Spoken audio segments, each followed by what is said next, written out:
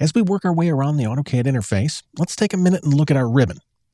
This is the tool that we'll use to launch the majority of our Autocad commands.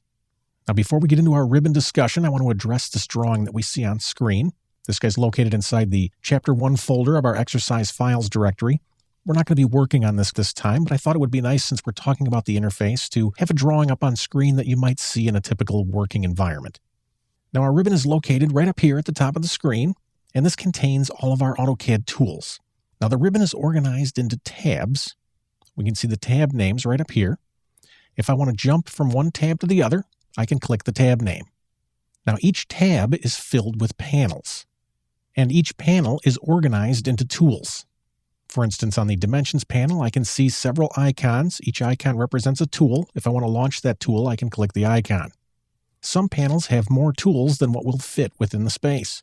In that case, we'll have a flyout. If I click this flyout, it will expand the panel and give me access to the extra tools. If I move off the panel, it'll collapse back to its normal state. Now, the tabs and panel concept is very similar to a mechanic's tool chest. Each tab represents a drawer, and each panel represents a set of tools. Now, if this were a mechanic's tool chest, we may have a drill bit set, and we may have a socket set, and we may have a set of metric wrenches.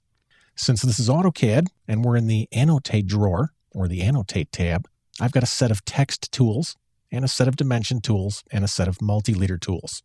It's the exact same concept. The tab we're going to be using most often is the Home tab. Let me move up and click Home. This is the tab that contains our draw tools, our modify tools, and our layer controls.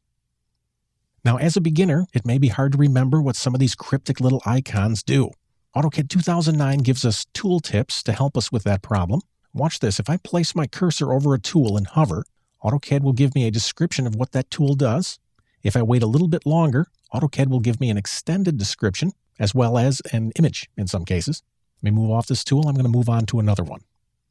I'm going to move on to the Hatch tool.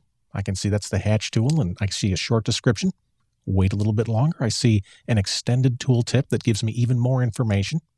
Now that this extended tooltip is on screen, take a look at the bottom of the tooltip. Notice it says press F1 for more help. If you need more information, simply hit your F1 key on your keyboard, and AutoCAD will take you right to the help feature regarding that command. I'm going to move up and click the X to close this dialog. One thing to be careful of as a new user is this icon right here. This minimizes our ribbon. If I click this icon, AutoCAD will collapse the ribbon down to the panel headings. If I click it again, it'll collapse the ribbon down to just the tabs.